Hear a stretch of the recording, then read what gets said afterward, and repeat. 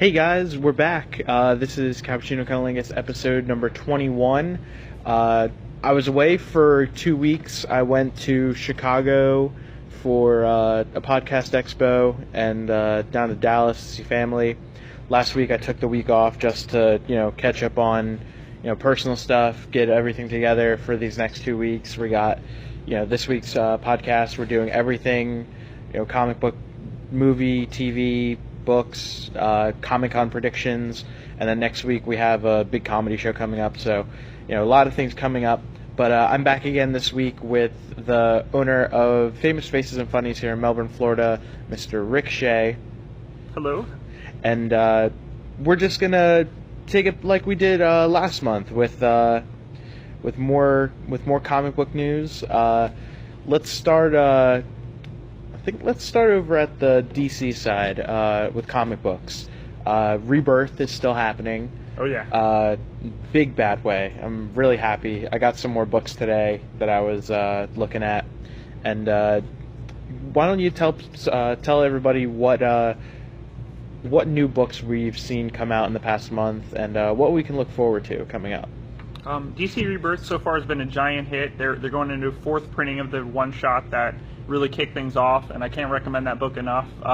They originally did it at $2.99. They even warned us the reprints would be $5.99, but you still get 66 pages of story, and it's this awesome thing that has so many great moments. At this point, I think people know what's going on, and there's the spoilers of what happened there are that it involves the Watchmen, and they're tying that in the DC universe, and Dr. Manhattan did something was behind the New 52, and characters like Wally West missing, or the original JSA, or Donna Troy, and stuff like that. So DC did this amazing job of just making this fully accessible. Sure, if you've never read comics before, you're not going to get every little nuance and go, oh wow, that's Johnny Thunder from the Justice Society, or that's a Legion of Superheroes Flight Ring, characters from the future. But DC did make it very accessible, where you could just dive into Batman, or Flash, or Titans, or Wonder Woman, or Justice League, or whatever, and dive in with kind of a one-off issue where you're not like, here's part 1 of 6, giant cliffhanger. They kind of gave us the Rebirth issue, which is sort of a zero issue on every title, and the best part is the whole line except one book, All-Star Batman. That's going to be $4.99 for, I think, 38 or 40 pages of story, but the rest of the line is $2.99, which I think is phenomenal, because long term, that assures that there'll be a comic industry 10 years from now, 15 years from now, versus, hey, look, everything's $4 or $5, $6 for this nice looking package, and that's great, but it's a little crazy, and long term is going to scare people away. But yeah, DC's doing a great job. They're keeping the line to about 50 titles in the DC Rebirth universe, as they're but yeah, you don't have to have read anything before or have a PhD in DC history to understand what's happening. So hats off to them for making it accessible and doing a great job of putting out so many titles that everyone's loved so far. And with that being said, let's roll through some of the titles that have come out from the beginning and then even up to this month. We've got like you said, with Wally West being basically thrown into the Speed Force. He's coming back in the new Titans Rebirth line. Right. It looks like he's going to be trying to reform the Teen Titans. He's going to try to reintroduce them to each other and show them that hey, we were a team at one point, and I think that if we come back together, we can find out what went wrong, and then we could try to let everybody else know what's going on too. Oh yeah, Wally is really the focal point, and for me, that was the one character that I really regretted not being in the New 52. I understand they wanted the corporate synergy of, oh look, on the show, here's this new version of Wally West, and doesn't have his powers yet. He's going to gradually get built up and be the new Kid Flash, and of course, they're built into that pretty well in the show. Can't wait to see where season 3 goes. But but as far as my Wally, the Wally I grew up with, Wally was always my Flash. I didn't really care for Barry Allen in the past. He's kind of they won me over the last few years with them in comics and especially on the TV show.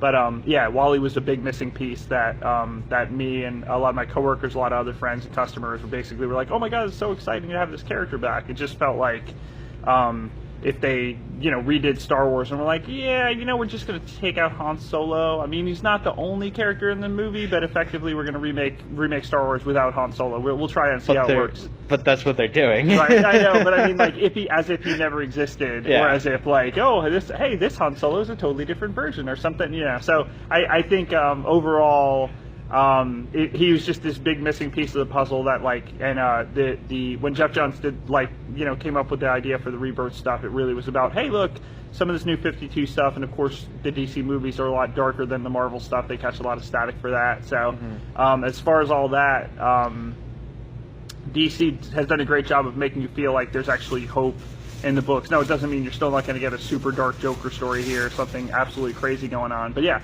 they've done a great job of just making the titles accessible and having Wally West as a focal point in both Flash and in Titans. I think it's great. Titans have always been my favorite team, so I'm excited to see this version. And then they're doing a Teen Titans version, which will have like Damian Wayne, Bruce Wayne's son, and several other characters, and a good mix of those that have been Titans before and some new characters coming up. So I'm excited. DC's definitely on a roll.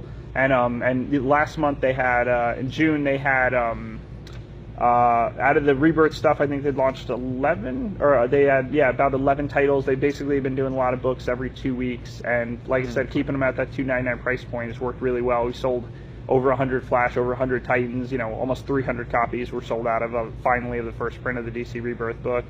And it's books like Batman selling over 200 copies in my store is insane. It's been a long time since we've seen numbers like that, and even the lower end of the line is outselling most books from Marvel or other DC books or other a lot of our other best-selling books. So yeah, very, very happy with how it's going.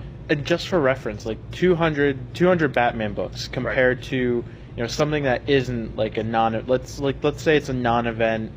Let's say it's like a mid-arc book, and you've got diehard loyals coming in to get it. Like how many are you moving at that point? On a book like a big constant normally bestseller for Marvel would be like, or even DC would be Amazing Spider-Man will sell like 45 copies a month, which are pretty solid numbers for a store our size. We think we've noticed in the grand scheme of things, our store generally seems to be about close to 1,000th of what's selling.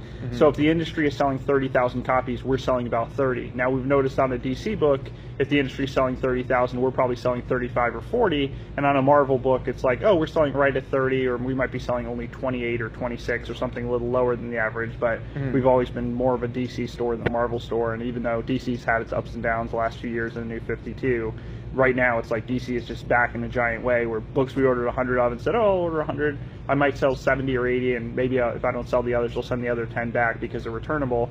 And sure enough, we've just been, every one of these books, we're not going to send any number ones back, and probably most of the number twos and threes. I'm like, man, we're right where we want to be, where oh man, I need more copies of this, even though it's the third issue of the run in Detective already, and we're already lower than we'd like. So yeah, definitely crazy just having that that energy and that renewed fan base and all the commercials and stuff they've run to kind of get new people in. So yeah, hats off to DC for just reaching out to a whole new audience and making sure the books are accessible, so they didn't just come and go, all right, this is a big headache, I don't understand this, I'm out of here, I'm not going to come back next week and buy more. So yeah, we're seeing so many new people, and it's definitely paying off. So yeah, we're selling crazy numbers like we haven't seen in years, especially for DC. Today, when I grabbed my books, I made a mistake. I grabbed the last month's issue of Titans, and I also picked up Hal Jordan and the Green Lantern Corps. I had read somewhere that Hal Jordan, this Green Lantern book, is going to be essentially Hal Jordan reforming the Green Lanterns, because in the Rebirth series, they don't exist. He is the last Green Lantern, essentially. Right. Yeah. And it's Sinestro and the Yellow Lanterns that are the ones that are policing the galaxy, right? Using the power of fear, as opposed to is it Will, right? The willpower, correct? Yeah. Right, that's what the green represents. So several years ago, Jeff Johns came up with a brilliant premise of like, hey, look, we've always had yellow means fear and green means will, and he went through the whole Roy G. Biv spectrum of adding with these the Blackest Night saga. Oh yeah, everything building up to that, even hinting at that in the original Green Lantern Rebirth way back in 2004, 2005, 3 years before Blackest Night hit. He just built up this incredible thing of, hey, look, there's the twist on the Orange Lanterns is there's only one of them, and orange is avarice or greed, and it's literally just Larfleeze, this big silly ass Muppet type character that's like the comic relief, but he's just mine, this belongs to me. Oh, you have the Green Lantern ring, I want that. So he's just this kind of goofy character that's sort of the comic relief, but also this scary guy where the only other members of his corps are those characters that he has killed. So it's effectively like their ghosts are there to help keep him in. Help him when he ends up fighting against a Corps that has 3,600 members or something like the Green Lantern Corps. So Jeff Johns done an amazing job of making the books. Some of the best-selling stuff DC ever had, and it's tough to follow him. But so far, Robert Venditti, who he actually grew up here in the Melbourne area. Really? Every once in a while, he'll pop into town, pop into here, and just pop into a store. Or I know his mom lives around here still. So, but yeah, it's funny that he's done a great job in considering he's got a tough act to follow on arguably the best writer DC's had in the last 10 or 15 years, and he's done a really good job. And so far, he's off to a good start with Hal Jordan and the Green Lantern Corps. The other Green Lantern book is Simon Baz and Jessica Cruz, two newer characters, and it's cool that we're seeing a good mix of like newer characters that are still trying to figure it out. And it's like Simon Baz has only been around a few years, so it's funny him training the rookie when in reality he's the other most rookie character in the Green Lantern Corps, but he's the only Green Lantern that actively runs around with a gun on his hip. And sometimes it comes to that situation where it's like, oh look, this happened for some reason, the ring failed, or something happened. So it's a pretty good dynamic, and having that book first and then establishing why there's only this few Green Lanterns running around and how bringing back the Corps is definitely off to a good start. And I think it's an interesting point too. With Dr. Manhattan essentially resetting the universe. Right. Having this other group be in charge and have him basically just try to bring everything back together to normal. It introduces the idea of this can take a long time for him to do this. He'll have enough time to go out and find Kilowog, to go out and find the rest of the Lanterns, and bring them back and teach these rookies, all right, this is how we're going to fight this battle. And by that point, we'll be at Justice League issue 12, 13, 14. We'll have the ability to see our major characters that we grew up with, come back together again and try to figure out what's wrong with the universe. So I really like this idea. I think Rebirth, even last year with Secret Wars, I picked up all of my favorite books with Secret Wars. I think DC Rebirth is going to blow it out of the water overall. Oh yeah, definitely. I mean, the Secret Wars, we saw a lot of people buy number 1, sometimes 1 and 2, and then went, oh, Peter and Mary Jane aren't together at the end of it? Okay, if it doesn't have any bearing, why am I paying $4 and $5 an issue for some of these books that don't mean anything? So when they're all just going back to quote unquote normal, just standard status quo afterwards. So we saw a lot of price resistance right there, and we're seeing it with Civil War and with everything else going on right now. So it's kind of a weird dynamic where DC is just really, really killing it. Like I said, DC I think has 15 of the top 20 last month, and even though Marvel still got them beat on market share, Marvel has close to 20. DC's putting out almost 70 books, and Marvel's putting out close to 120. And then Marvel just announced another 32 new number 1s. And even though there's several I'm really excited about, Great Lakes Avengers, which is a really good goofy book that's really silly, but should be good. And then Jessica Jones getting her own series, of course, after the popularity of the Netflix series, and with the original creative team. I'm excited for books like that, but I'm just afraid they're going to get lost in the shuffle when you've got 8 new number 1s a week at $4 and $5, and the market's going to get a little crowded where we can't just go, I'll order 50 of everything and see what happens. They're certainly not offering the returnability or the same kind of terms DC did, which really gave us a chance to go, hey, we'll try it and see what happens. And sure enough, they've lived up to every promise so far and delivered it with some great books. Now, let's say so far with Rebirth, have there been any stories that have stood out with you that you're like, all right, this is the one I'm going to have to follow just to see it through to the end? I hope to keep up with most of them. I think they were smart this time. Instead of when they did the last launch about almost 6 years ago with the new 52, they were like, damn, here's 52 new number 1s. And even though the whole line at the time was $2.99, kept that for about 2 years, and they said it sounded like everything I've heard that they're committed to keeping this whole thing at $2.99 for 2 years, and saying, look, if 2 years from now our sales are back to where they were and we can't make enough money doing $2.99 books, we'll drop it. But as it stands, we believe this is the right thing to do. Make the books more accessible. Make sure that new people are coming in and not feeling alienated and scared, where they're like, oh wow, I have $20, I can't even afford 4 or 5 comics for that. Man, that's crazy, you know. Comics just, of course, like everything else, inflation kind of hits you, but I'm okay with the fact that I'm like, man, our Wednesdays might be down a little. Oh wait, we're selling more books at $2.99 to more people, which is healthier, and we're seeing it spread over the week, where our Mondays and Tuesdays are now sometimes twice and 3 times what they used to be sales-wise. So it's not that like, oh, I have to come in every Wednesday. You know, not everyone's in that giant rush, but it's good, because it's good to see it kind of, our whole week has gotten busier overall, and our sales are way up, but it's not quite. It seems weird. It's like, we have so many people. We're bringing up so many new people today. But at that $2.99 price point, I'm glad, because long term, that's better for the industry than a quick cash grab of going, oh, I have a better day because the titles are priced higher. Yeah, but where's it going to be at 3, 4, 5 years from now if that's the case? So, as far as titles that have stood out, I'm really excited to see Tom King's Batman. He's off to a good start on that. I thought the Rebirth issue, kind of the one shot, wasn't bad, but it really felt like an epilogue to Scott Snyder's run. But yeah, the Gotham story is pretty interesting with these new characters that have come together, and like, are they really good? Are they hiding something? They seem like they're there to help, but there's always that doubt of like, who knows how many people have kind of tried to worm their way into Batman's world, and then don't always turn out to be as noble and there for the right reasons. So yeah, so we'll see where these characters go. That story's been going pretty well so far.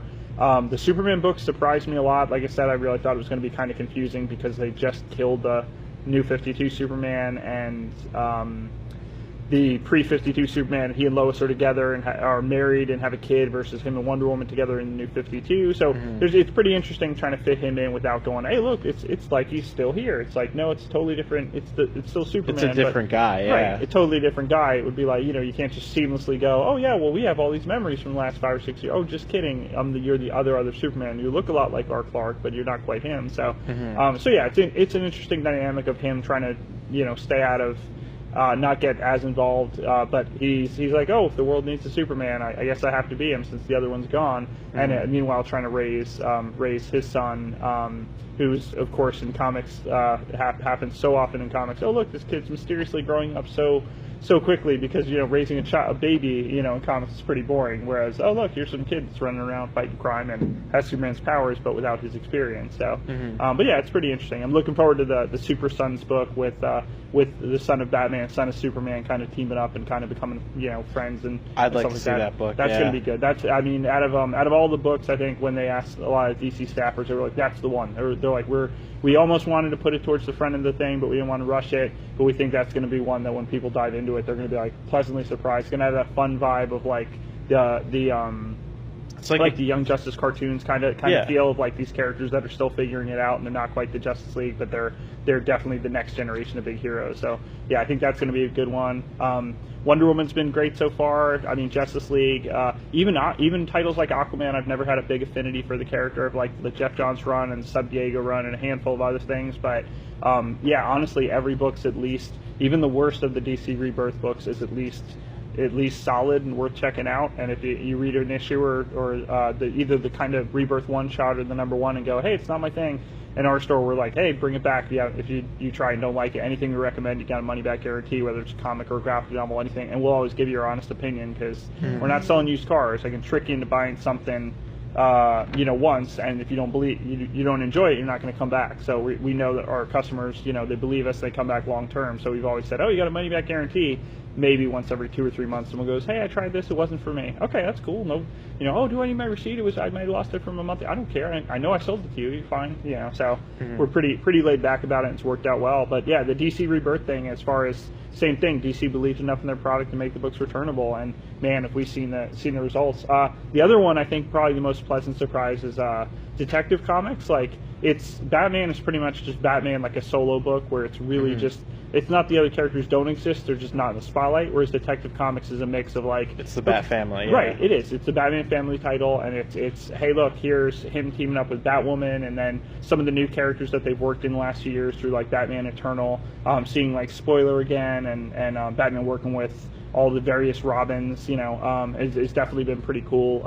The new Nightwing's off to a good start. A lot of people were very happy to see that character come back as Nightwing and not Pete Grayson, who was kind of, Dick Grayson running around like a James Bond kind of thing with a little bit more superheroics in there. Mm-hmm. So yeah, so they've done a good job of just making it accessible and putting out some great first issues and keeping the momentum going where we're not really seeing the drop off like we traditionally do, where people, we might have a book where if we sell 100 number ones, we only sell 85 number twos and 75 number threes, and then at 4 or 5, if it lands at 60 or 65, we know we're going to be selling 60 or 65 for, or close to that for a while. And so far, it's like, oh, we sold 100 number ones. Oh wow, we sold 93 number twos. We sold 88 number threes. Wow, the drop off is not where it used to be, and we're glad to see that. I think a big part of that's the price point. People willing to try a first arc and see how it goes. So yeah, they're all off to a great start. We're very, very happy with how it's going. All right, and then over to DC TV. So much huge news just coming out of there, just coming up to Comic-Con. They've got the CW now pretty much is the DC Central. Network, right? Yeah, it's the DC Network. If you're not watching CW for a for a DC TV show, you're most likely a Supernatural fan at this point. Sure. But everything from Supergirl, Flash, Arrow, Legends of Tomorrow, Constantine is on their streaming site, CW Seed. That's awesome, yeah. Vixen is even a character that was on the Seed last year. I think she's making a comeback again. But with that being said, starting off with the Flash, huge news happened I think last week. They revealed the Kid Flash costume. Right. And I have the visual of it right here. I'll probably use it for the actual... I think it's awesome. I think they've got it just dead on. I think it's fantastic, and so far, I mean, that's the thing is sometimes it's tough to do superhero costumes, turning them to into live action. Sometimes it looks absolutely ridiculous on the small screen or big screen, and you're like, oh my god, how does this amazing costume in the comics look just painful when it's actually on a real person? But yeah, so far I think seeing the design for Kid Flash and even the new Speedster, which on one hand, I'm not sure, we don't know if it's who knows, maybe it is a new character, maybe it's Black Flash, maybe it's some other character that they pulled out of nowhere, some elements of stuff. I'm just a little afraid. I hope they don't go the route. I hope they introduce him early and don't have a third season where the main villain is yet another. It's a red herring, yeah. Right. I hope it's a red herring, kind of like Gotham season 2, where I was like, is this whole season going to be Jerome and this group, which which was amazing. I loved Gotham season 2, thought it was phenomenal, but I got a little nervous that the whole series would be, hey, here's this Joker-esque character that we would see all season. So when they kind of brought that in early and then kind of switched gears, and it was definitely a pleasant surprise that it didn't just go, all right, now I'm sick of this character, and the kind of show's getting old. So yeah, I think as long as the whole season isn't just him building up to another big speedster fight. I mean, you can do that in season 5, but let's just see the rogues. I think Flash has the third best rogues gallery in comics, behind Batman and behind Spider-Man, and maybe the X-Men close to the top as well. But Flash has so many great villains, especially the things Jeff Johns added to their origins in the last 15 years. And DC, where I've read some of the books and went, man, now I'm rooting for Heatwave to beat Flash. Jeez, you care more about these villains the way he writes them, and every character is the hero of their story. No villain goes, I'm going to be this Snidely Whiplash type character where I'm going to be this over the top villain that is here just to cause trouble or whatever. No, they all have their own motivation in what they're doing, and Jeff Johns brought depth to their character. Right, yeah, he humanized all these characters that previously were like, oh, just one note, oh, I'm a bank robber and Flash defeated me, now I want to fight Flash all the time. It's like, okay, well, you're going to get your ass kicked, but all right, So sure enough, he basically gave a reason for each character to kind of do what they were doing, and I'm glad to see at least some of that so far, so incorporated into Flash and Legends of Tomorrow and stuff like that. So I'm excited to see where they go going forward, but if they can continue to just burn through the amazing Flash Rogues gallery and even have the Rogues as a group, I would love to see that for season 3 of Flash. So I hope that's what they build up to, instead of just, oh wow, he has to fight another speedster that's way more powerful and he has to work his way up to it. I think it'll be exciting because with at least so far the first episode being titled Flashpoint, we're gonna get the Flashpoint paradox in some capacity. Whether that be bringing back, dead characters from other shows that we've seen, right? With Black Canary dying in Arrow, or even Captain Cold dying in Legends of Tomorrow. Right. He was added on as, a full-time cast member for the entire, for the entire DC block that they have. Right. So the ability for him to show up there, Right. I'm assuming is he's being brought back to life in this Flashpoint paradox somehow. Yeah, I think that would be great. I mean, it'll be cool to mirror the comic story without being like, oh, you're forced to do everything they did in the comic or run it exactly the same way. But yeah, the sky's the limit. I think Flashpoint was a good story, and it definitely did its job of launching, the excitement and building into the new 52. So I think, going forward, they can definitely do some cool stuff in Flash with it. So excited to see where it goes. And with Arrow, I think they announced their villain for this season. I'm not sure. I honestly forget. If I were to keep scrolling, I'm sure I'd get to it. But I remember them saying that they had announced their big villain for this year.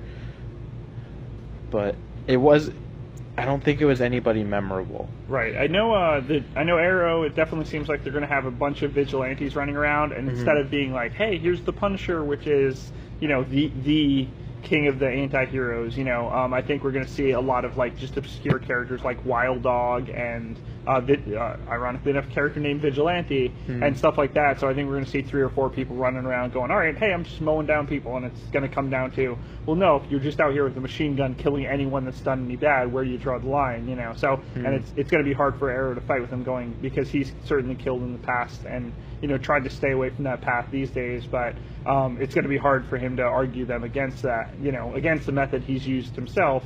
But it'll be interesting to see, which vigilantes are kind of realize, okay, maybe I need to tone it down a little bit, and which ones are just wholesale, I'll murder anyone that's done anything wrong, So it'll be interesting to see where it goes. But yeah, I'm hoping the next season Arrow will really kind of come back. I know some mixed reviews last season or two. Some people, I didn't think they were as bad as some did, but overall I still have enjoyed all of this, golden age of comic television. We're so lucky to have so many fantastic shows that just do a great job of representing characters I never thought we would see, much less hitting season 5 on some of these things already, which is crazy. Oh yeah. And to close out DC TV news, we're gonna get to I have something here, but it's gonna be for our Comic-Con part later. Close out DC TV news. Gotham. We got confirmation that season 3 of Gotham is going to revolve around the Court of Owls. Right, awesome. Being one of, underrated but, highly critically acclaimed books of Batman's mythos. Oh, yeah. I think that bringing this storyline into the fold in the 3rd season of a young Bruce Wayne story is definitely going to bring a lot of people in and go, all right, I have to see how they're going to do this, because in the original arc, he is older. He has some experiences actually being Batman. So doing this so early, it'll definitely bring in some comic book fans saying, I need to see how they're going to do this, because this is obviously going to be an overarching thing if he's going to end up meeting these people later. Right. Yeah, I agree. Court of Owls is, I think, one of the best. It goes up there with, Batman Year One or Dark Knight Returns or, so many other classic Batman stories as just one of the best best and most accessible stories. There were so many cool moments in it, and Scott Snyder really earned a place among the other legends that have worked on Batman with Court of Owls and the other stuff he's done in the last several years in New 52. He wasn't exactly the most well-known writer when it started. He'd written Batman the Black Mirror before that, which is also equally phenomenal, and featured Nightwing running around in the costume and really using his detective skills. And he wrote, some phenomenal stuff there, and it led to New 52. People going, man, that's a big launch for a guy who's not that well-known. And that's kind of where Tom King is at right now in Batman, where he's definitely building up I think he's got a good long-term plan for Batman, and he's going to definitely see where that goes. So. But yeah, Court of Owls, I'm excited. It was really cool to see a little bit of that built up and hinted at, and then you actually see a version of the owl mask. I hope they don't change it too much from that phenomenally creepy visual that is just a very striking image of a bunch of people in suits and and well-dressed people in these creepy ass owl masks. And even last few years, DC had done that at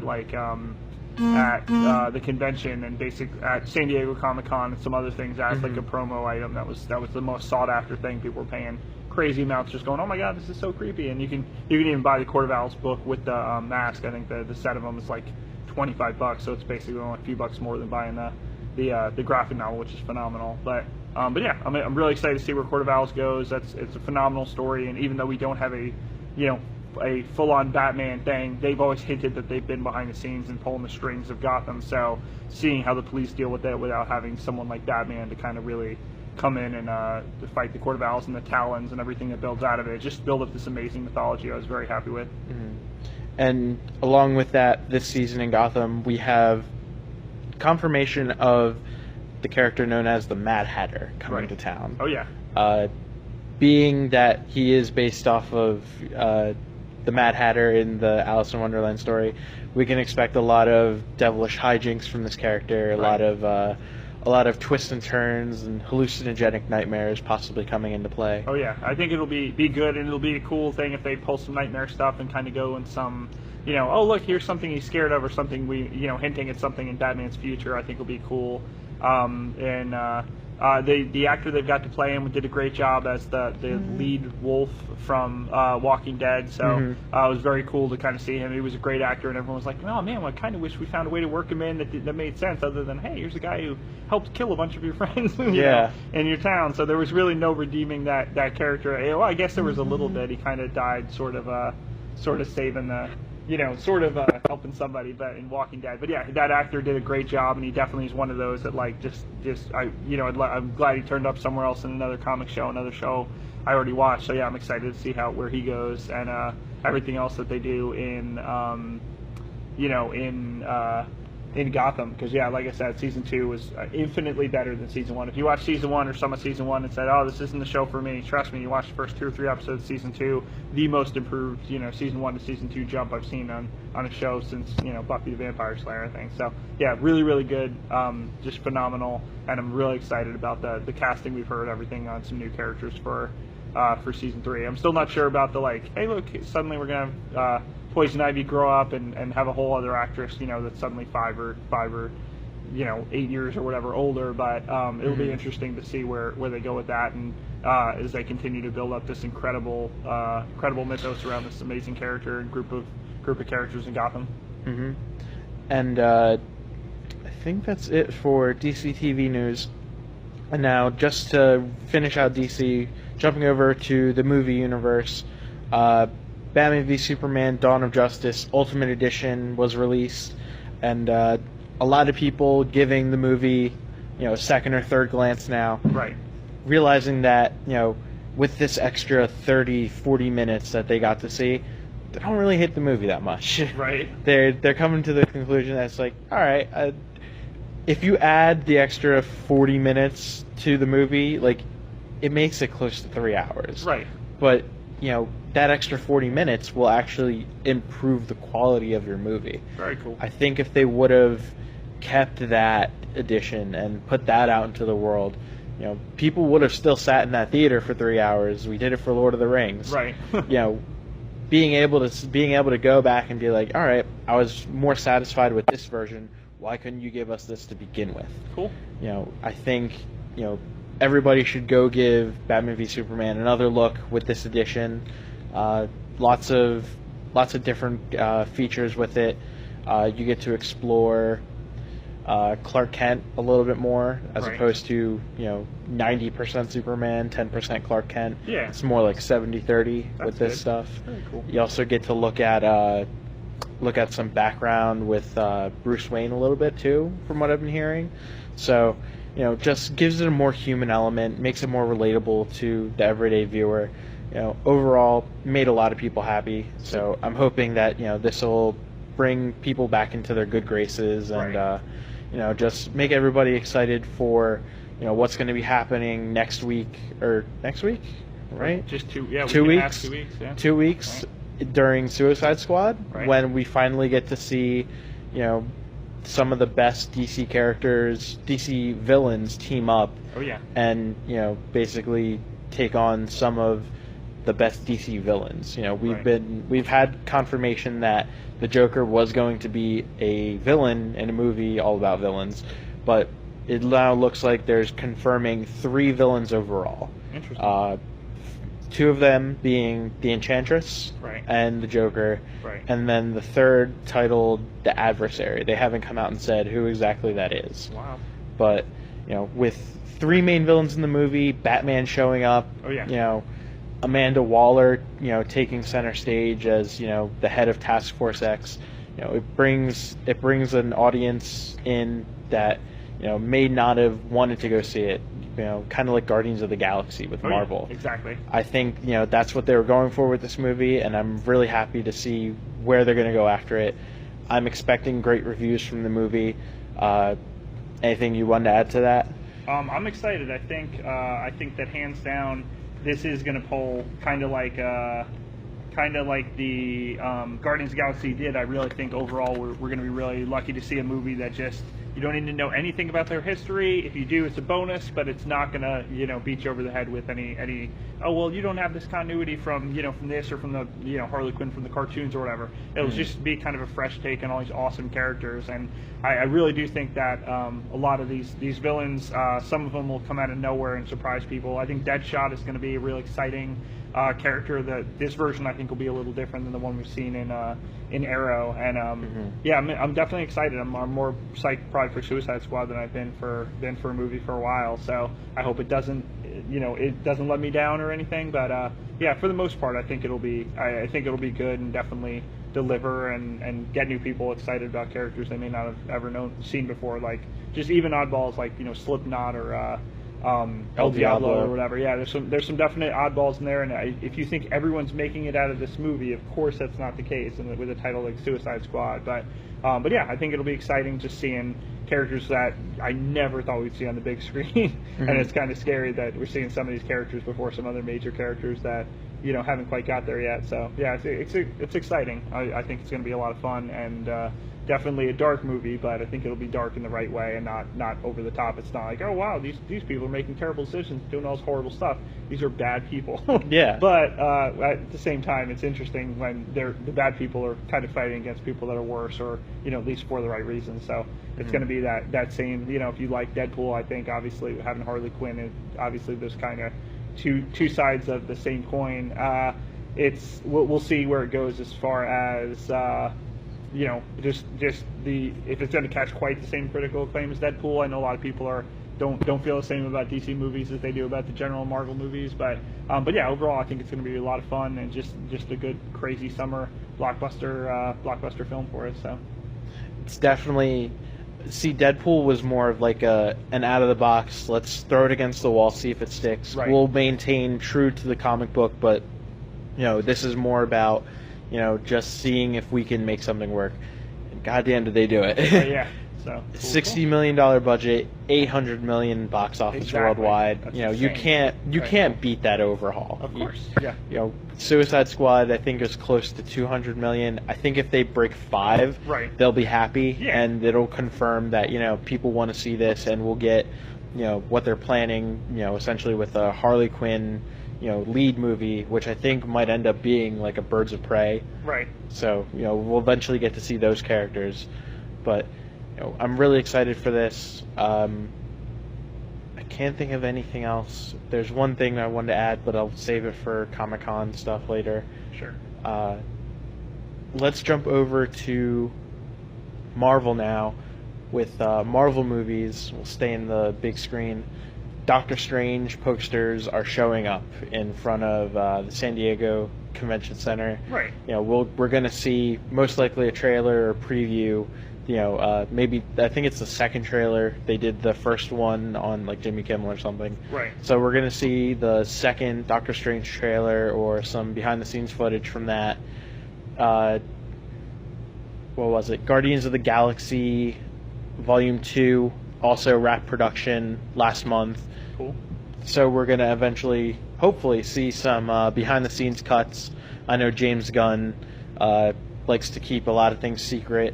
But he did confirm that Marvel has shared rights with the Skrulls. Right. So I'm pretty excited about that. That seems pretty cool. I think that might be some confirmation about where we can see the Guardians heading within their future. Right. Maybe even just space, the galactic part of Marvel overall.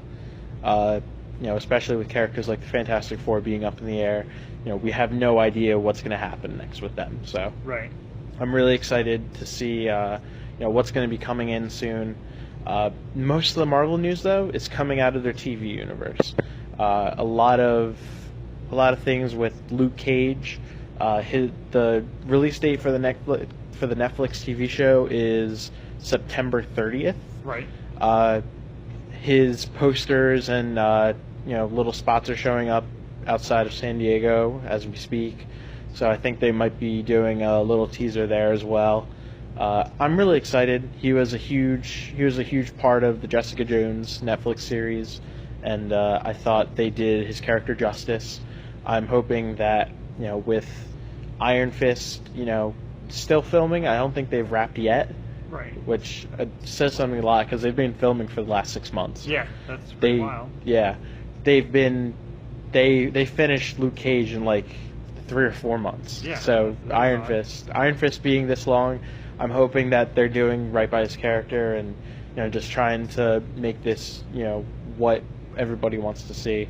I'm hoping we see a little bit of Heroes for Hire. Other than that, Marvel did say that they are doing a casting call for Latino actors. Right. That was after they released the pictures of the tram in San Diego with the flaming chain. Right, yeah. Which gives us kind of an idea that they might be bringing Ghost Rider to Agents of S.H.I.E.L.D. in the form of Robbie Reyes. Right, that would be cool. That would be interesting. So.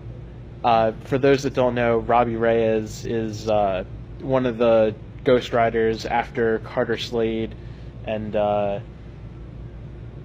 Johnny Blaze. Yeah. Right, yeah. Robbie Reyes, overall great character. He was in the Ghost Racers Secret Wars saga, so if you want to get some information on him, definitely check that out.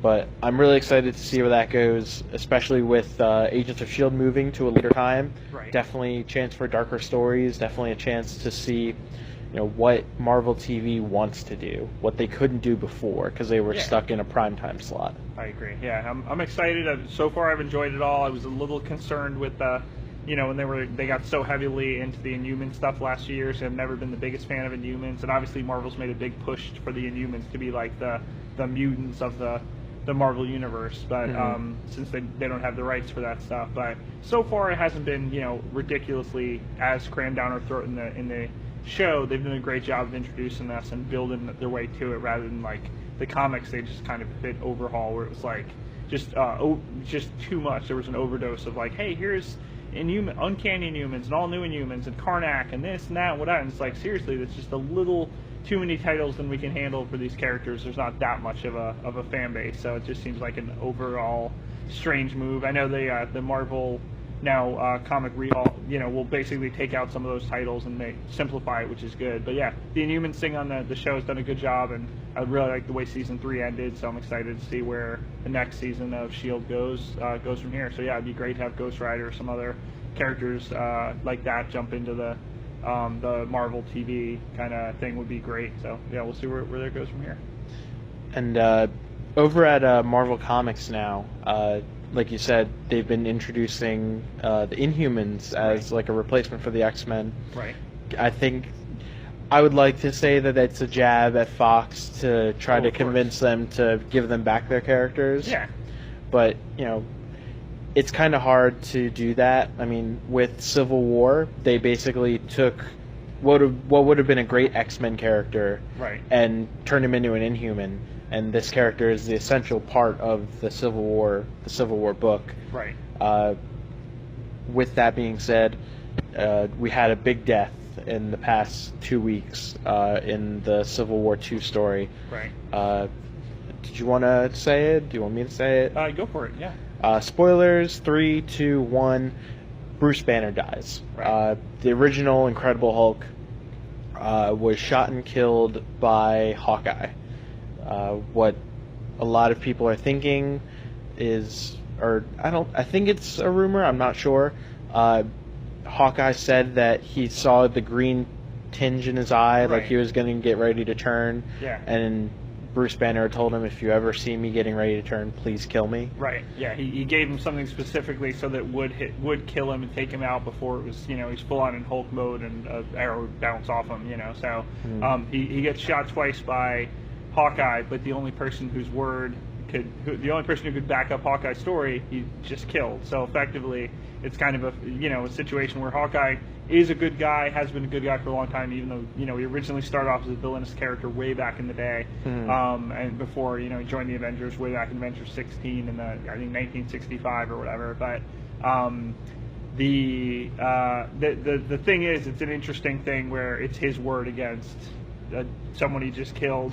Yeah. I mean, against that's the only person I could back it up. So it puts Hawkeye in a position where he's like, well, I know I did the right thing because he didn't want to be Hulk again, but taking out a major character like that, it definitely is going to be interesting. So they're going forward with the whole story about the fallen, the accused, and Daredevil, of course, being a lawyer in the Marvel Universe, is right at the center of the whole thing, and knows overall that Civil War SVU. Right, pretty much. That's kind of what it is. So even the second half of that issue 3 of Civil War definitely kind of has that, where it's like, okay, well, hey, what's this? And saying, oh no, I can see he was about to turn, and there's not much you can do except take my word for it. But Hawkeye, being a guy who's proven himself time and time again, it's an interesting story where it puts a character like that right in the center of did he do the right thing? Did he not do the right thing? Should he have found some other way around it? Or it's fine. He's afraid if Hulk came back after kind of living a peaceful, Hulkless existence the last few years and last few months of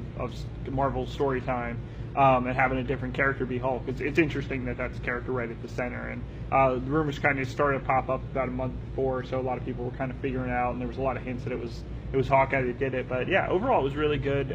Marvel did a great job on Civil War, and the main book we're selling well on overall, but there's so many tie-ins and stuff that like I said, there's a lot of price resistance where people are like, oh man, I just can't do all these one-shots. Or I read this one because the cover shows Iron Man and Captain Marvel, and you get inside and you're like, oh, Night Thrasher and Howard the Duck. Okay, that's different than what I signed up for $5. So we're seeing a little bit of price resistance where people are like, nope, just reading the main book, that's it, and kind of staying away from the million spin-offs, one-shots, and crossovers. So kind of there's a few people checking it all out, and overall they're not bad, but yeah, just a little afraid that they may have cast a really wide net and tried to sell a million crossovers, and so far they haven't quite hit the numbers they're expecting. Yeah. And also coming out of Marvel recently, we had the debut of a new Iron Man, right. Or Iron Maiden, I guess we should say. Right. I don't know her name. Do you? Riri Williams, I believe is her name. Riri Williams. Yeah. She is a black female character who is now taking up the mantle of Iron Man. Right. She's a 15-year-old girl, so she's like super brilliant. The Tony Stark of her era, effectively, like this, just or Peter Parker kind of character, where it just like came out of nowhere, really new, super smart, and basically able to reverse engineer an Iron Man suit of her own off of some of his technology. So it's interesting. I think it's kind of funny because on one hand you obviously want to see how Civil War plays out and see where it goes, and having Iron Man right at the center. And then they announced that there's going to be 2 new Iron Man books, one which focuses on Riri Williams as Iron Man. A lot of people thought at first she'd be War Machine, since War Machine just recently, also spoiler for Civil War, that War Machine recently was killed, and so he was freaking killed in Secret War last year, and they brought him back. Jesus Christ! It's comics, man. That's how it goes. So yeah, it definitely one of those things where that character right at the center, right in between Tony Stark's best friend, and like they kind of built up to like him and Captain Marvel getting closer and closer, and so right in the center of like, well, this is why we should have this guy who can help us and save the day. We were able to stop Thanos, but cost us our friend, and She-Hulk's also hurt and in a coma potentially, which it looks like she'll be back before too long, but yeah, as far as they're going to have 2 Iron Man books relaunching with the new #1. One of them will focus on this new character, Riri, as Iron Man. And the other book is going to be Infamous Iron Man, which is Doctor Doom, who's been a very interesting character. I heard about that one too, yeah. Oh yeah, very interesting. Bendis done a great job building up that character. I really don't see Doctor Doom becoming a straight-up hero, so it's kind of weird. It's very Superior Spider-Man, or very different but I will say, I'm just to have 2 Iron Man books, neither one really prominently featuring Iron Man. Iron Man makes you wonder, like, does he die? Is there something happen where he's no longer able to run around with the armor? So we'll see what happens. Marvel's definitely changing a lot of characters and switching out some things and going for that. I think going for that like Tumblr audience that, oh, I love these characters, and are they racing into comic stores? Not necessarily, but they one way or another. It's interesting that they're kind of reaching out, and I feel like on a few books there's some things that have caught really well, like the female Thor. There were some people at first who were like, oh, well, what's going on here? But overall, it sold really well and caught a lot of people's attention. And still, I think at this point, it's still selling better than the last few years of Thor before the Switch. But I just feel like there's going to be so many big sweeping changes where every character is, hey, look, the Iron Fist book, there's regular Iron Fist, there's also a 6-year-old girl that has the power to kick anyone's ass, and you're like, you can only go so far with it before people go, all right, I want the classic version of these characters, or at least something. So yeah, we'll see. I don't know how many people are gonna I really felt like it seemed like through the Iron Man book they're building up to her being the new War Machine, as he just died. So now it seems like, I don't know if it was a long-term plan or a quick change of, hey, this will get attention. Our new Iron Man is actually a 15-year-old girl. So yeah, we'll see. But yeah, I'm excited to see where they go with it. I just hope it doesn't get lost in the shuffle, because there's so many new #1s coming out from, looks like 32 new #1s from Marvel in October. So we'll see how well ordered everything is when it all comes out. But it's going to be a crowded market. We'll definitely see how people react to it. And the last real Marvel story I picked up was Secret War, 1 through 9. Where has Doctor Doom been in the past year? Like, what kind of adventure has he been on? He's mostly been, he's almost the second. He is the second most important character in Invincible Iron Man. So they've definitely Bendis straight from Secret War to Iron Man has had it where he has been, since the last page of or not even building up to the last page of Iron Man #1, Invincible Iron Man 1.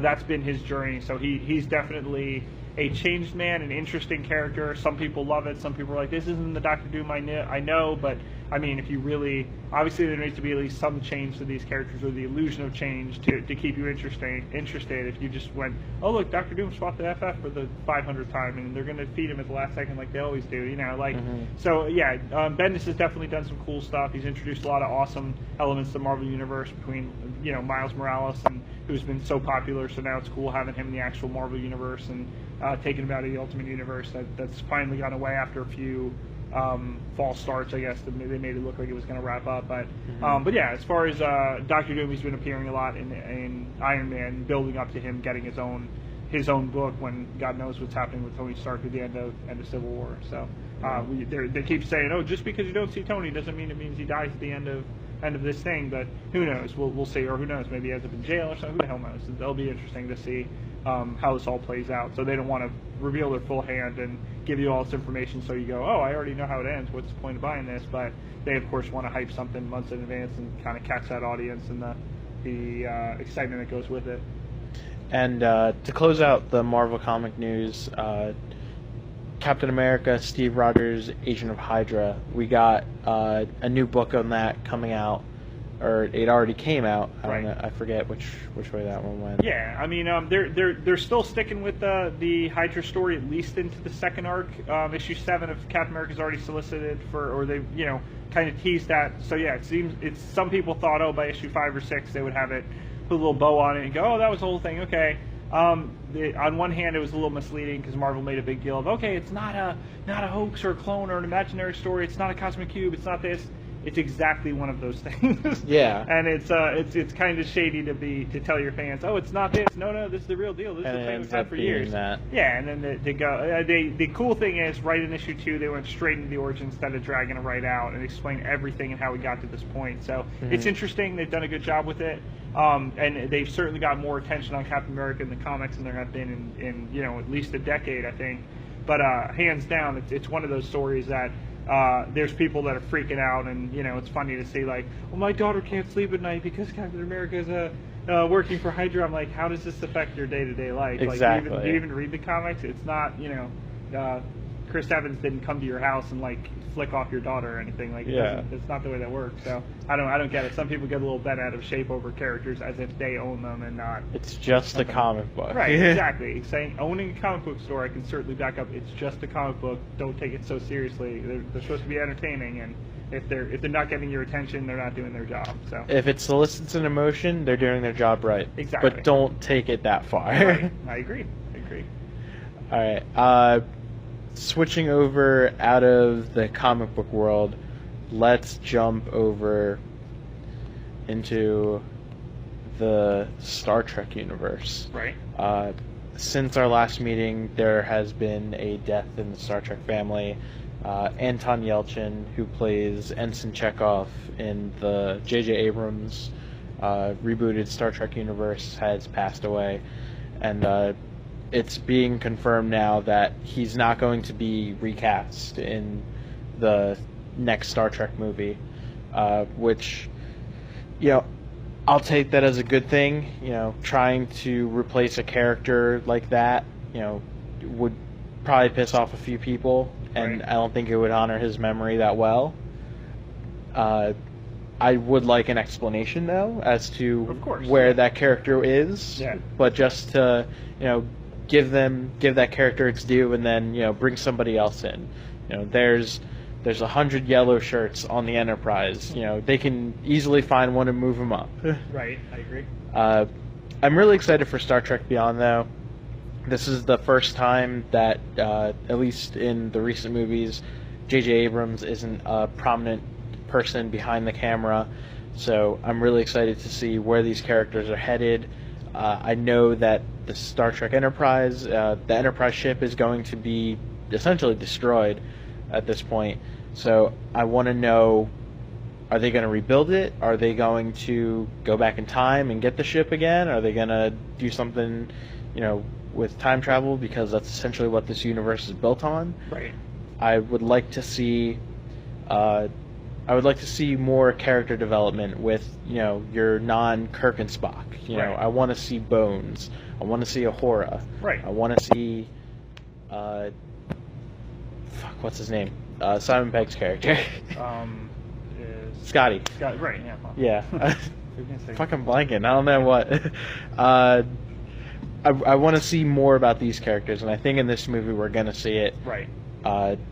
Any predictions? Anything you want to see from this? I don't know. I mean, so far I've never, up until the J.J. Abrams, new fresh coat of paint on, I've never been the biggest Star Trek fan. It's just never. I watched a little bit of the shows, and I'd seen some of the previous movies, and I just never connected. And I was floored by the cast, and have really enjoyed the first two movies. So I'm hoping this third one delivers. It'll be interesting with the new director in charge of it. But yeah, hands down, I just hope it is, if it's half as good as the last few, I'm excited. I think overall the potential's there, and it's cool. It's brought in a whole new audience with this great cast, and like a cool, fresh take on it that was respectful to what had come before, but it wasn't just, hey, look, we're literally just redoing the exact same movie, and nothing's different or exciting or worth checking out. So yeah, it's kind of crazy. So yeah, I'm just looking forward to seeing it, and hope it delivers like the last few have.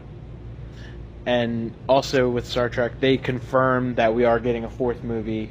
Obviously, right. I think they're going to stay on track and do up to 6 movies. I think with right. this team. Yeah, cool. So they confirmed that Chris Hemsworth is going to be coming back as Kirk's dad. Right. So I'm thinking we might get some more.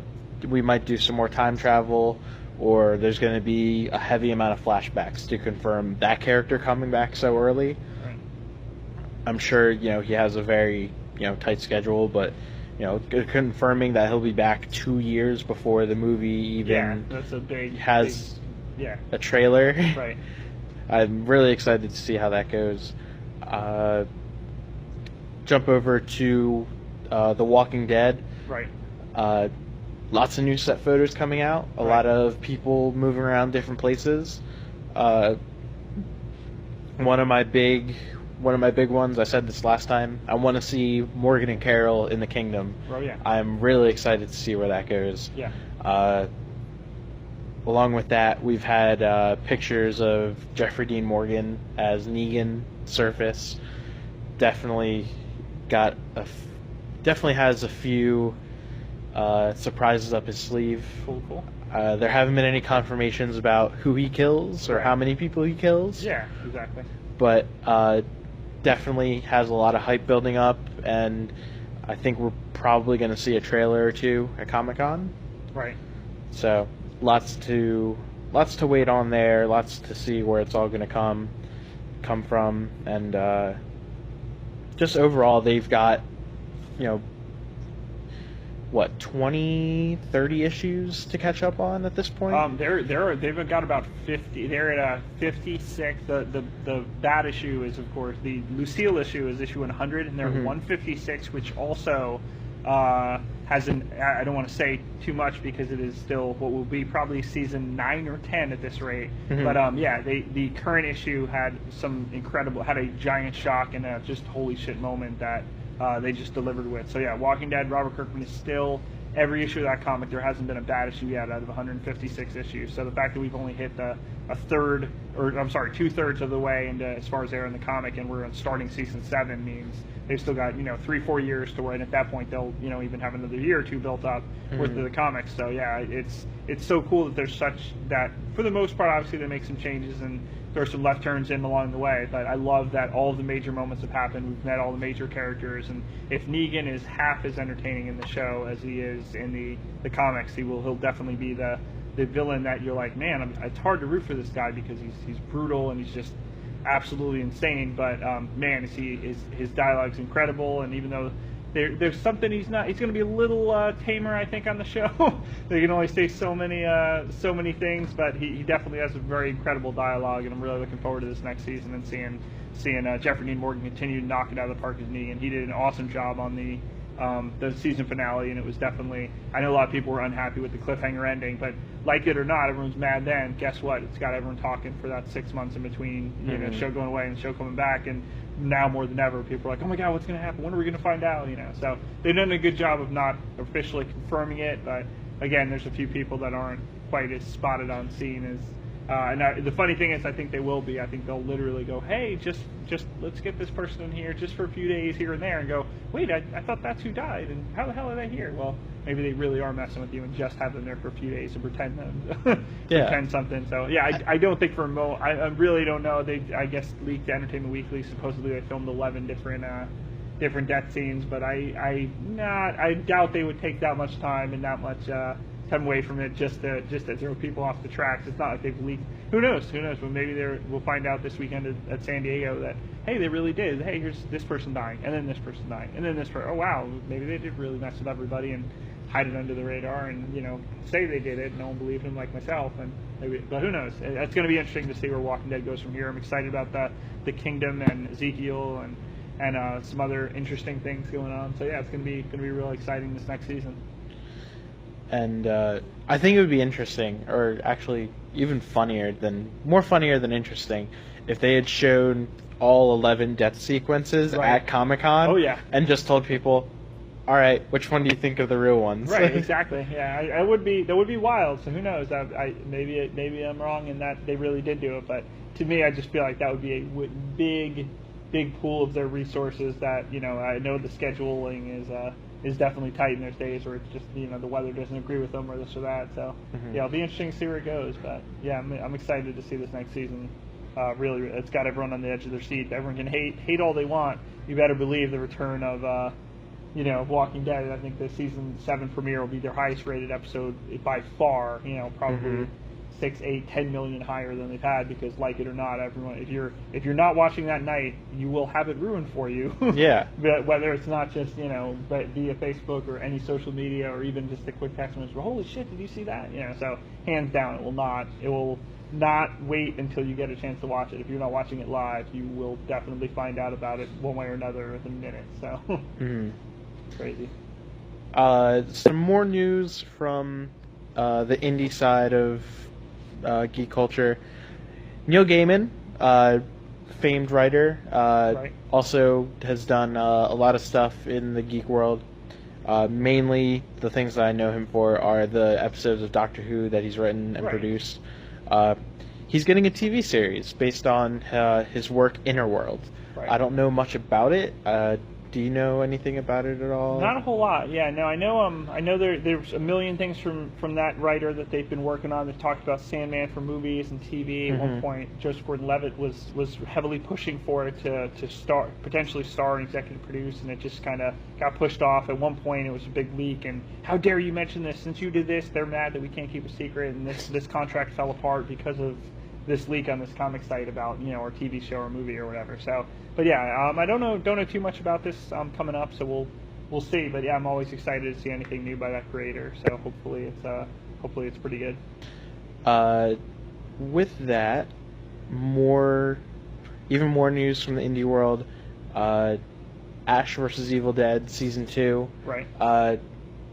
At first, when they announced Ash vs. Evil Dead, the first season, I was a little thrown off. I was just like, Bruce Campbell, who's going to watch that guy? Right. And then I watched the first episode, so I was just like, shit, I guess I got to watch this guy. Exactly, yeah. And, getting a second season for a TV show as comic-y, relief-y as it is, right.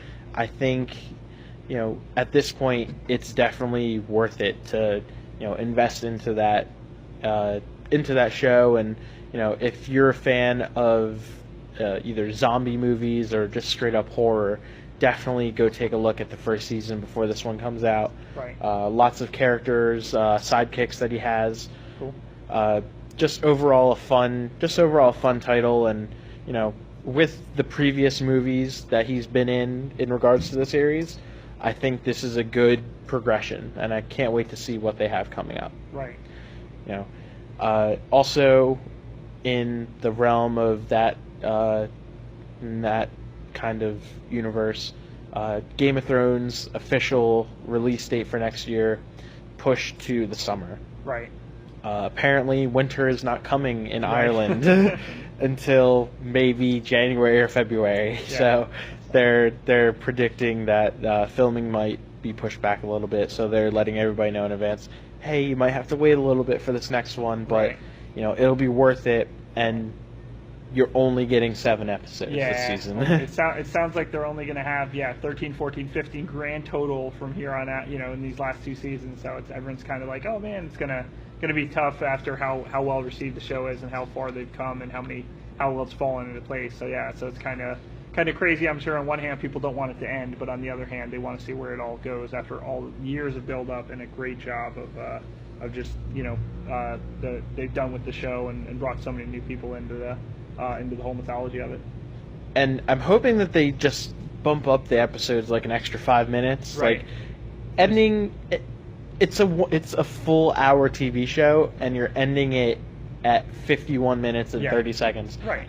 Add that extra 5 minutes in, even if it's just banter between Tyrion and Daenerys. Yeah. Give it to me. Yeah, exactly. I want to hear Peter Dinklage. Right. I want to hear Peter Dinklage talk to, this woman and just be like, I remember this one time, and just, having those characters interact with each other, I think is going to be, the main push in these next 2 seasons. Right. Everybody's coming in for the final battles. Oh, yeah. The way it looks to me, I know you have no interest in Game of Thrones. I will eventually break down and watch all of it and go, oh my god, why did I not? I know everyone loves it. There's no one that, unlike Walking Dead, where half the people that watch it, especially from the spoiler boards, it seems like they hate watch it. Well, they've hate watched 6 seasons of a show that they're over. They're so over it that they'll continue to talk about it every day on the spoiler boards. I'm like, wow, you must really hate this, that you are literally living in the spoiler boards and have 2,000 posts. But okay, I'm glad you're hate watching it that strongly. No one does that for Game of Thrones. Everyone on Game of Thrones, oh my god, I can't believe it. Holy shit, I can't believe this happened. Oh man, no one had any clue this was coming. So I know it's a phenomenal show. I'm not like, oh, F that show. I'm a weird dude. If it doesn't have a cell phone or a computer or whatever, I don't. It's gonna be. I will eventually watch. I think in this weekend I'll start on Stranger Things. Is that the big Netflix? Yeah. Everyone has seen it. Is like, oh my god, this is great. And I'm like, it's 1983. My cutoff's kind of like mid to late 80s as far as like that's the technology. I'm just weird. I'm like 86 was a good year. Right, yeah, exactly, Why couldn't you right? move it up? So yeah, I'm like, okay, Back to the Future, we're good, early. But yeah, I'll definitely. That was the joke. Is one of my coworkers talking to me was like, oh well, it's set in '83, so I don't know if you want to watch it. I'm like, I think it seems interesting enough from the trailer. I'll give it a shot. But yeah, anything that's kind of set in past medieval times or this or that, I generally have been like, okay, it's just not for me. But I know eventually I'll sit down and burn through it all and go, oh my god, this is the greatest show ever. So I know everyone loves it. No one who watches it isn't super entertained all the way through. So I'll dive into it eventually. It's just one of those things that it's intimidating, but I'm sure with the if it ends half as strongly as it's at now, I think it'll be worth barreling through watching all at once. I'm just hoping that if they don't get to as deep into the mythology as they've been giving a lot of fan service this season. I'm assuming they're going to do it the last 2 seasons as well. Right. If they don't eventually get to what a lot of people want to see, I'm hoping for a movie. I just want to see a one-off movie, whether it be, the ultimate, White Walker battle at the end of the series, or if it's a movie about Robert's Rebellion. Whatever it is, I want to see it. Just giving that opportunity to the big screen, I think, would definitely push the series, into a category of its own, essentially. But other than that, one more thing with big news happening. We have official pictures releasing of the Dark Tower series. Right, very cool. Idris Elba on set as the gunslinger, I think his character that he's playing is. Got it. I haven't had a chance to go and read the books yet. From what everybody's telling me that has read the books, you're in for a treat. And with Idris Elba and Matthew McConaughey being your 2 main characters, I don't see how it could go wrong. I really don't. Right. I'm hoping that it'll stick to the story as closely as possible. We've had some adaptations recently that haven't stuck to the story and have been a little wonky with fans. Right. So I'm hoping that this one stays more true to it, just so that way the people that do take it in, that have no idea and don't want to delve into 8 books, they have the opportunity to be like, all right, this is the story. This isn't, I have to go off and read this to make sure this makes sense. Yeah. Should be exciting. Yeah, a lot of people some people think the Dark Tower series is their favorite or close to one of their favorite series of books. So yeah, if the movies deliver even close to the books, I think they'll just be a giant hit and really bring in a whole new group of people excited and maybe check out the other Stephen King stuff or other or Richard Bachman or whatever comes out. But yeah, I think it's definitely one of those books that's a giant following and people waiting to see it in movies or TV or any an adaptation of these characters for years. So it should be worth the wait. All right, and then to close out this week's show, San Diego Comic-Con starts tomorrow, runs all the way through the weekend. Free promo for this company. Sci-Fi is doing live streaming and just daily reviews of what's been going on there. They're going to be doing it on their channel, I think at like 8 o'clock at night. Right. And they'll run it to midnight, I think. Cool. So, tomorrow, Friday, Saturday, they're going to be doing live streaming of Comic-Con. You'll see panels, signings, everything, just from booths to the lines to panels, everything. So I want to get a prediction of, what you're expecting, what you'd like to see, and just overall, what should we look for this year? Right. Yeah, I don't know. I mean, it's at this point it's become such a media circus that on one hand it's kind of funny that it's all these companies are like, oh, wait till you see our San Diego announcement, wait till you see our San Diego announcement, and they're like, man, oh wow, we're next to this company, we're next to this company, and there's so it seems like at this point almost everything gets leaked a week or two before. Mm-hmm. So I think even if you look up tonight, you'd be like, oh, that wasn't out a few hours ago. Just with anything, because no one wants to be that announcement that's lost in the shuffle. So it's now where some companies are, hey, let's release this 2-3 weeks in advance, have people talking about it at the show. Anyone that get that buzz and get hey, look, we can even announce that this is the cast and get them there at the show and introduce them for the first time, officially. But yeah, I don't know. At this point, it's become such a such a media circus surrounding movies and TV and just all of geek culture, which is great, but it's definitely changed dramatically. I went to San Diego Con from I think '99 to like 2010, so was there for 11 or 12 years and just had a great time. It was a lot of fun. It definitely got more and more crazy towards my last few years there, where it was out of control. There were people in line for 4 hours to get this exclusive Green Lantern figure, or to 3 hours to meet the celebrity or whatever. And it's just it definitely was a fun experience. It was unlike anything else I've ever done. But watching it grow from, I think the first years I was going, there was 42,000 or 45,000 people, and hitting that magical number of 125,000 people when there's still 3 million people would love to go, but the convention center doesn't fit a lot of as many people as it should, so they keep getting courted by, oh, come to Vegas, or come to this Anaheim, or come to here, where we've got a convention center that can fit 500,000, 600,000 people easily. And it's like, on one hand, it'd be like, man, it already feels like a sea of people going through there and just trying to 500,000 people would be crazy. I was at San Diego Comic-Con in 2008. Right.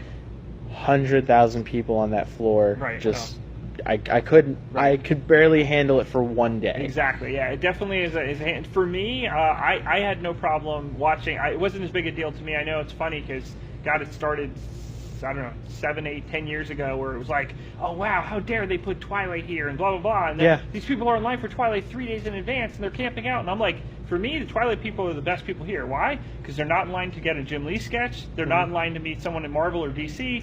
I don't have to deal with them. I don't interact with this company, so they're the greatest because I never meet them. They see what they want to see and they leave. That's great. So for me, the con's for everybody. I'm okay. I mean, there's some things where you're like, wait, Lee is here, and I forgot. I heard some things where I was like, wait, that's not even close to geek culture. But since there's no other show like it, eventually someone is going to splinter and go, hey, we'll run something 3 or 4 months earlier or later, and it'll be in that same area where we have access to all these Hollywood celebrities. But until someone else does that and they really break off to something else, just where it's like, hey, it's your chance to interact and have all these people, and you're going to have your people that you really believe are entranced in geek culture, like Nathan Fillion, who's like, of course I'm here, I'm one of you guys, and you believe it. And then there's other actors and actresses where you're like, dude, you don't know anything about about geek culture. You're just here because your publicist told you it would make you more endeared to the fans or whatever. So you're here for that 10K weekend check. Exactly right. Yeah, it's probably more than that at this point, because it's the convention circuit has become a whole other animal this last decade or two, and it's funny seeing it grow and change so much. But yeah,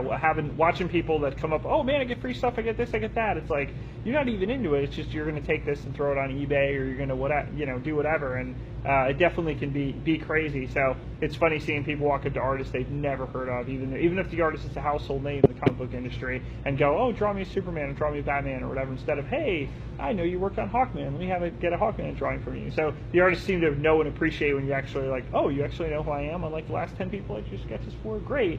But yeah, I don't know, as far as the thing has become so wrapped up in, oh, hey, here's our next big announcement, here's our footage of this, here's our little teaser, or little cool thing that the cast of Guardians of the Galaxy 2 did for, that'll be, hey, San Diego audience, we're sorry, those of us that can't be there, we're sorry we can't, so we want to give you this tiny little goofball, bloopers or something like that. So I think it is cool. It definitely is an incredible experience, and I even though it can be certainly overwhelming, it is something unlike anything else you've ever been to. No matter how many conventions you think you're ready for it, it's still going to be way more overwhelming than you can imagine. If you're into geek culture, you have to experience it at least once. Exactly. To truly understand what it is, you have to experience it once. Yeah. So I do think it's funny that I feel like originally San Diego sounded like, oh yeah, hey, we'll have the money and we'll expand on the convention center, build it up so we can have 400, 500,000, and then that kind of went away. So I do think these next few years, it is sadly San Diego Comic-Con, running since 1970, I believe, in San Diego. I think it is going to end up being called Comic-Con, but end up somewhere else, either in California or Vegas or somewhere that has the capacity. But at that point, it's going to be like, how do you have 500,000 people all going, oh, I want to meet Brad Pitt or this actor or this actress or whatever, and it's going to be a madhouse. It's going to be absolutely out of control before it gets too far and goes down a dark path, unfortunately. So we'll see how it goes.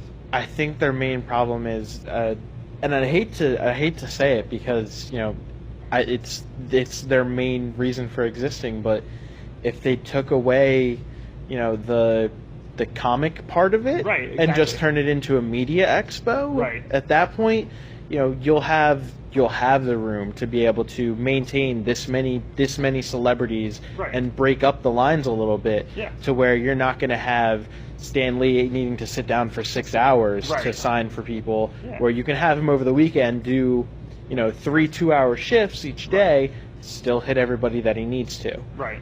At that point, you can bring in superstars. You can Right, bring of in, these big A-list names that would never be there to begin with, Yeah. because they're promoting their next movie. That they're a B-list character in Thor Ragnarok or Right, something. exactly. They're, if you took away the aspects, and I don't think they should do that. I Right. think that's the main reason that they're there. They Right, should of keep course, it. that's what it started as. Right?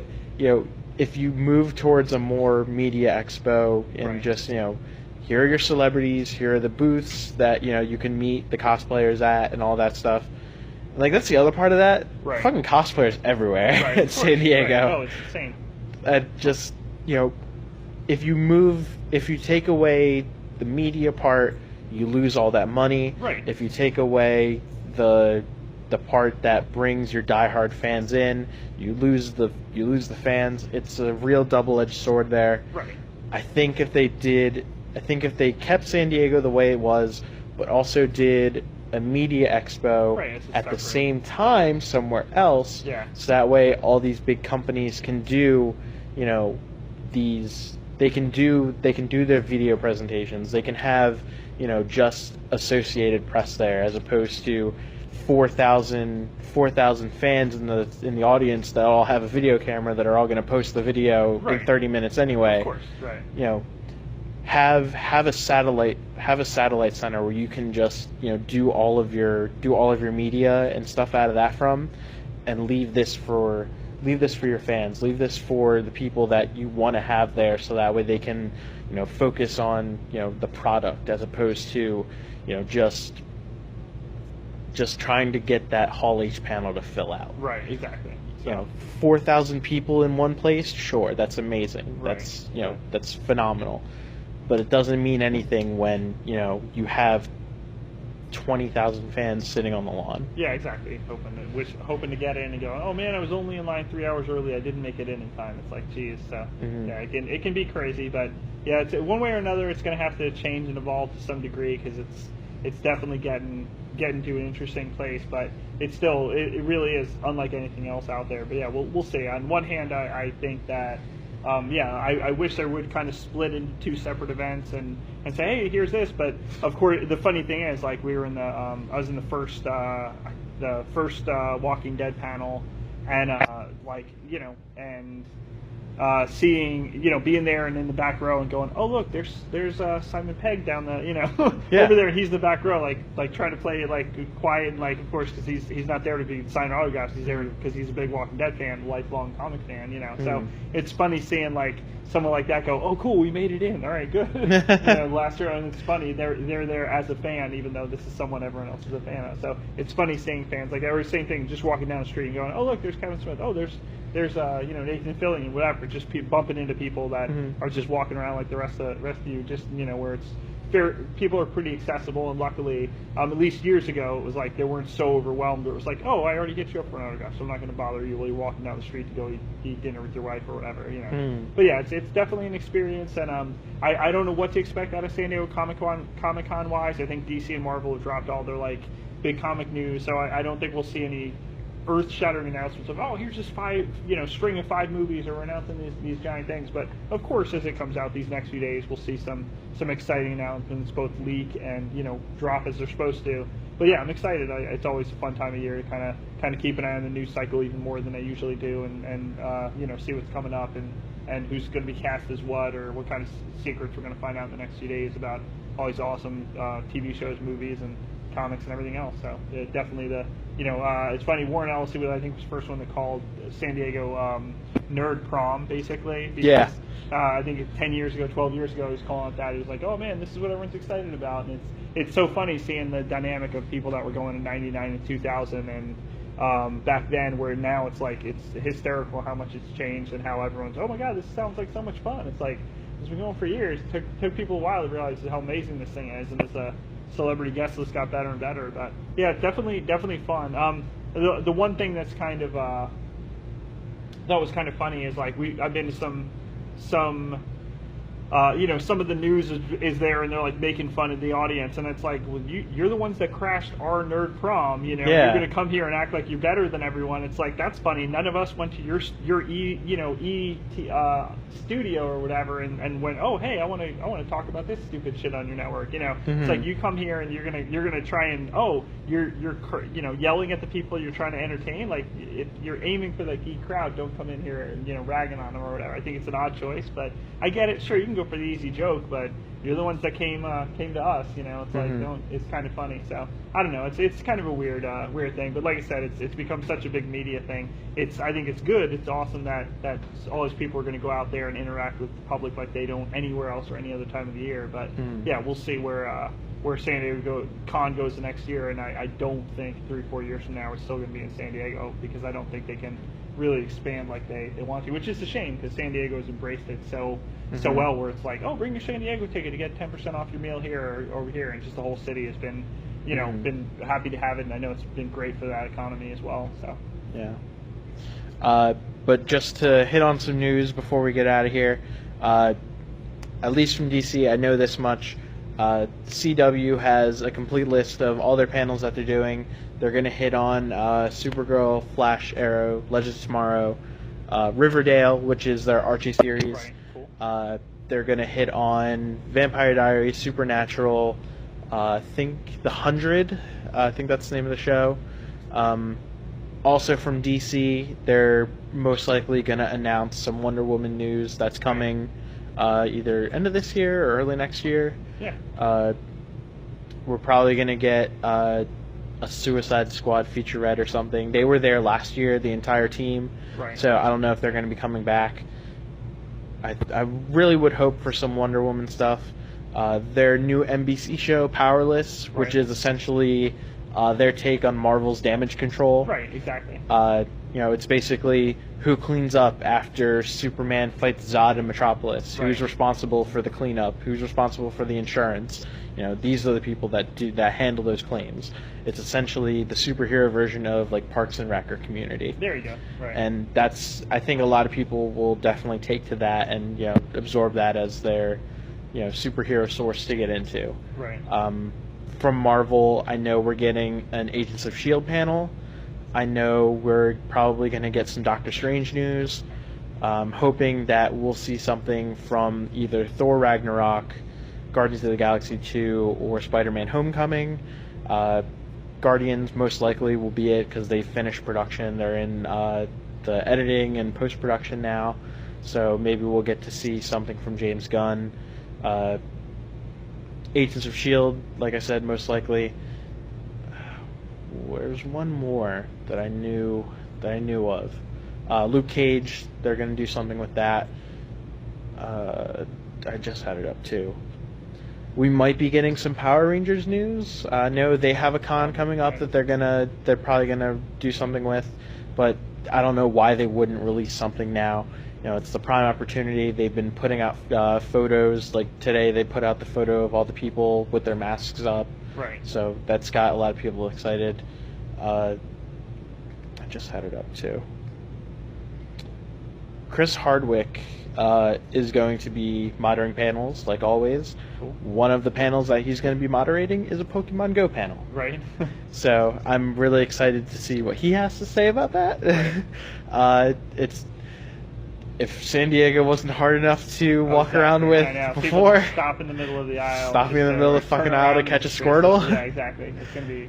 I swear it's gonna get really, and yeah, as if I think this year there is not open access free Wi-Fi like there has been in years past. Yeah. Because they know it is gonna be a nightmare. So yeah, if you're there to play Pokemon Go, you're probably not in the right spot. Maybe go out. There's enough places in downtown San Diego for you to go play Pokemon Go. Right, I think the Padre Stadium is right there. Right. Gaslight District is right there. Right. The water's right there. There's a couple beaches down the street. Right. You stop the wrong way, you're going to run over by a giant crowd going the other way to get some stuff signed. So I think it's going to be interesting. So hopefully hopefully be safe, be aware of your surroundings, and don't get run over effectively. So. Yeah. But I'm really excited to see everything going on. I'm going to be watching the news on Comic-Con intently. I'm sure you are as well. Definitely. But I think that's all we have for now. Is there anything else you wanted to add before we sign off? That's about it. I mean, yeah, it's definitely a cool. Like I said, this is the interesting weekend where we get to find out all this cool like inside info on nerd culture and comic TV shows and movies and comics themselves. So yeah, it's always fun. There's the part of me that wants to go back to San Diego, but there's the other part of me that's like, I think I'd go and I wouldn't have quite as good a time as I did 5 or 10 years ago. So I think probably this next year I'll actually start going to the New York Comic Con, which is more focused on comics. And even though they do have quite a few celebrity guests, I think I'll more kind of focus on that both as a retailer and as a fan. So I'll probably start going to that, maybe a few other shows. But San Diego, I'm just a little nervous. I would kind of hurt the memories of the 11 or 12 years I was going and just had a great time with it. So, but yeah, I'm excited. I'm excited to see what kind of news comes out and where it goes from here. So. I went to New York City Comic Con 2 or 3 years after I went to San Diego. Cool. It felt like the same experience. I didn't really move much around the floor because of how many people there were. Sure. But still the same experience as this is your artists, your celebrities, your famous people that are going to be there, and the overall just atmosphere of like media booths and stuff. It is the San Diego of the East as much as MegaCon is. I think it's split between the two. Oh, yeah, right. But overall, I'm really excited to see what comes out this weekend, and I think that's it for now. Cool. Very good. Cappuccino Cunnilingus episode 21. We'll see you guys next month. Have a good night.